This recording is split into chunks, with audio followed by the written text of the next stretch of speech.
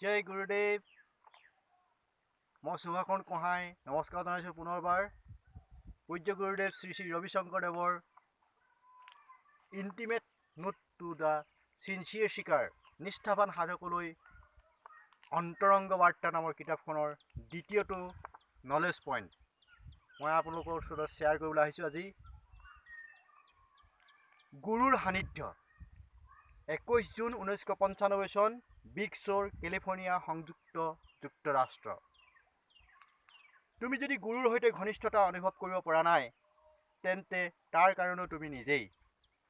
তোমাৰ মনৰ তোমাৰ অহংকাৰে গুৰুৰ পৰা আঁতৰাই ৰাখিছে।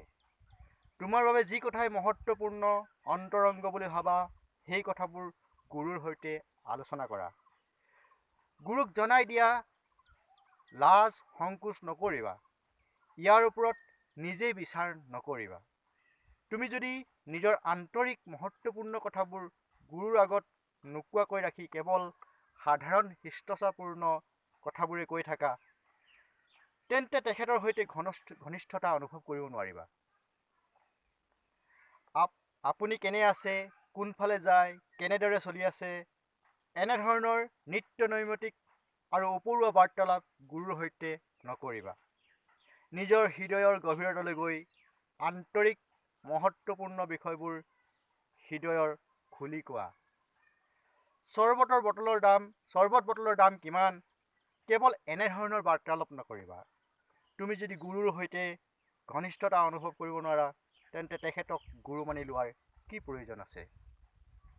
তোমাৰ ওপৰত এনেও বহুত বোজা আছেই।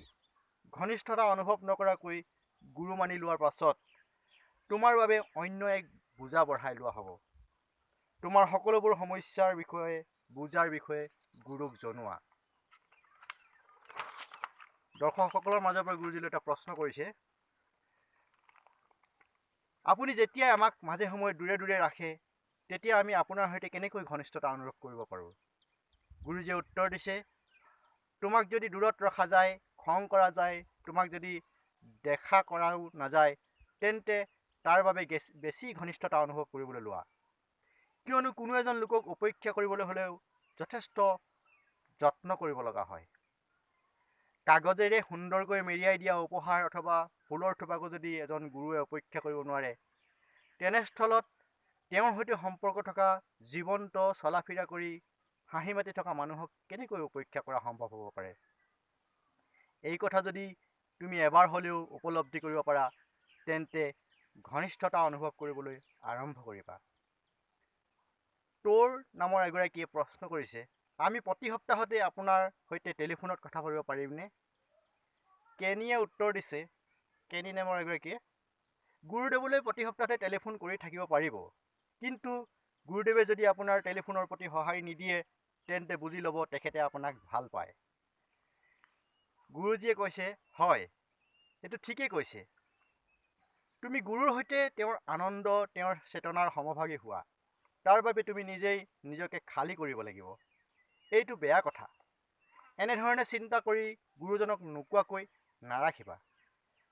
যেনেধৰণৰ কথাই নহওক লাগে, সকলোবোৰ কথাই গুৰুজনক জনাব পাৰে। গুৰুৱে তোমাৰ মনৰ মাজত থকা সকলো বস্তু গ্ৰহণ কৰিবলৈ প্ৰস্তুত থাকে। তুমি যেনেকুৱাই নোহোৱা লাগে, তোমাক গুৰুৱে নিজৰ মাজলৈ আঁকোৱালি ল'ব। তেওঁ তোমাৰ বোজা পাতলাবৰ বাবে প্ৰস্তুত হৈ থাকে। তুমি মাত্ৰ তোমাৰ বোজাবোৰ তেওঁৰ ওপৰত এৰি দিবলৈ প্ৰস্তুত হ'ব লাগে। জয় গুৰুদেৱ। এই নলেজ টকবিলাকক অসমীয়ালৈ অনুবাদ কৰিছে আমাৰ আৰ্ট অফ লিভিঙৰ দুলীয়াজনৰ শিক্ষক ৰবীন বৰুৱা ডাঙৰীয়াই। এইখন আচলতে গুৰুজীৰ এখন নলেজ শ্বীট, ডেইলি নলেজ সূত্ৰ। এই সূত্ৰসমূহৰ মই এনেধৰণে ইউটিউবত দি আছোঁ। আপোনালোকৰ যদি কিবা খোকোজা থাকে, ইউটিউবৰ কমেণ্টত গৈ নিশ্চয় কিবা প্ৰশ্ন থাকিলে কৰিব। তাৰ বিষয়ে নেক্সট এপিছ'ডত আমি আলোচনা কৰিম। ধন্যবাদ। জয় গুৰুদেৱ।